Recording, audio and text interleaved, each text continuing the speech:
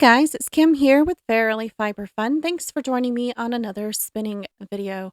Today we are spinning up a gorgeous bat that I broke into two parts and spun one half off camera and then spun the other half here and plied them together. So before we get too far into the whole show here and explanation and everything, I would like to give you all a very warm welcome. If you are new to my channel, welcome. And if you are a returning viewer, welcome back.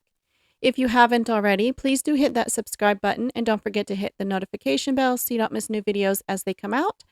And as always, leave your comments, questions, and suggestions down in the comment section below. I appreciate you being here with me very, very much, and I hope you enjoy today's content. So when I first created the bat, I was using or upcycling a braid of Cheviot wool, I believe, that was dyed in the fire element colorway.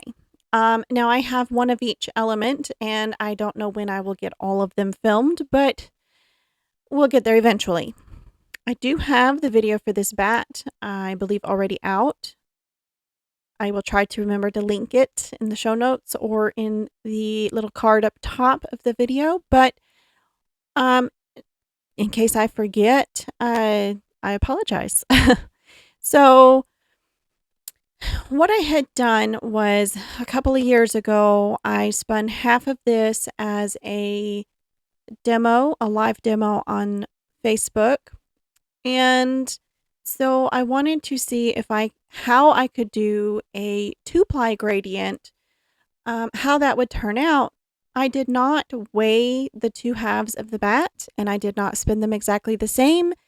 And seeing as how the second bobbin was spun recently and the first bobbin was spun a very long time ago, they are vastly different. So it's not a big deal, but it was a little bit interesting to try to sort of match. I failed miserably at that, but it's okay. It turned out to be a gorgeous yarn and I love it.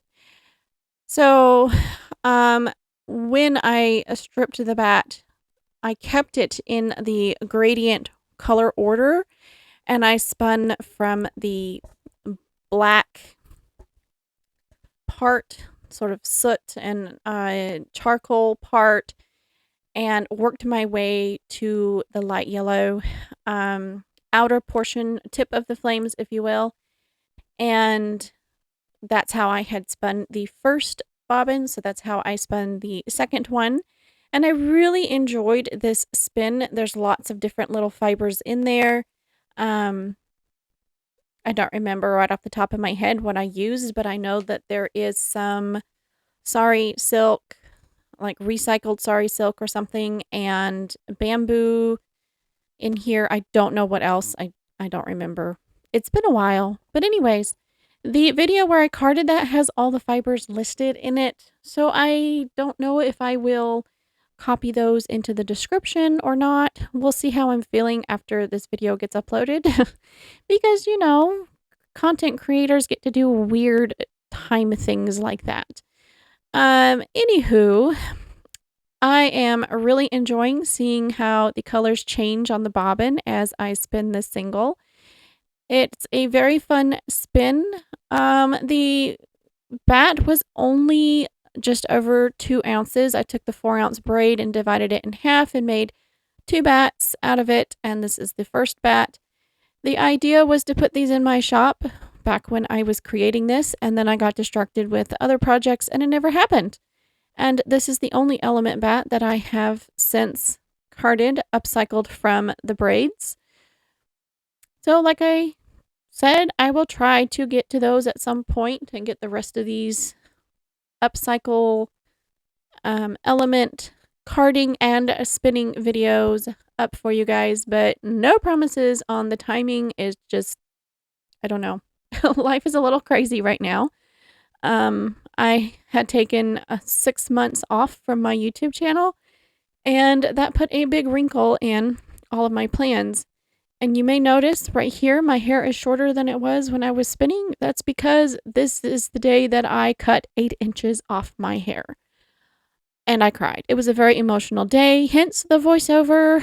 I was not enjoying having shorter hair. I had to cut it because the hair loss that happened after COVID, it's been a 2-year grow out period, and I had to cut off the thinner stuff so that the shorter, fuller, thicker hair would all be one length, pretty much. It was causing all kinds of tangles and stuff. So I had to sacrifice 8 inches of my hair, which made me cry.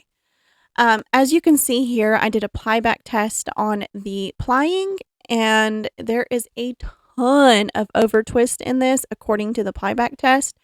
But remember, one single has been sitting for over a year, possibly 2 years, and all of the active twist in that has kind of disappeared into the ether. So it will come back as soon as I wash this skein, and indeed the skein is completely balanced washed. So I am plying for what I find visually appealing, and I'm not worried about how much or how little twist that is in the final yarn.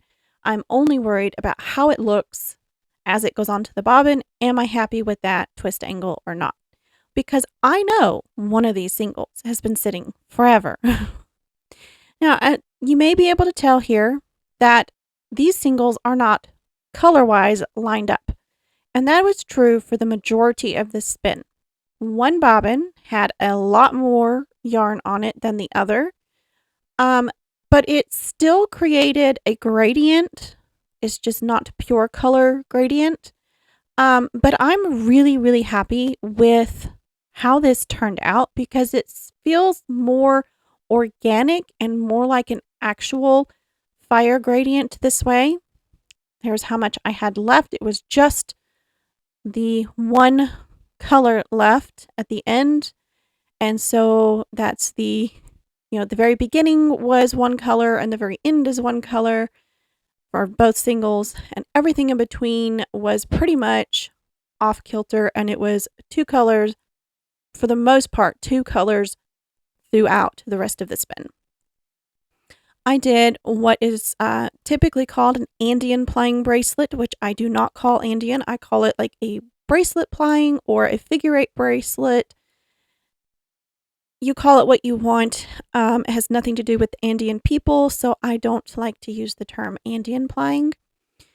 But that is the technique I am using. And then here, I'm trying to spin before I even removed it off of my finger.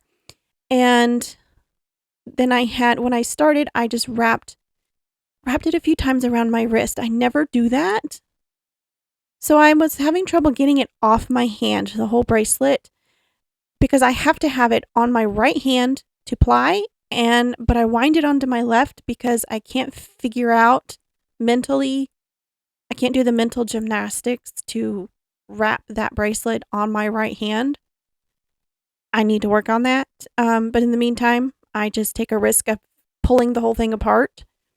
So the 2 ends of the singles get overlapped, and when I reach, they get overlapped. Anyway, I attach the other end of my plying bracelet and keep going. Words. Words are difficult. So, suffice it to say, I am incredibly pleased with this entire spin. It was fun, pleasurable, and I love the final yarn. It's so incredibly gorgeous.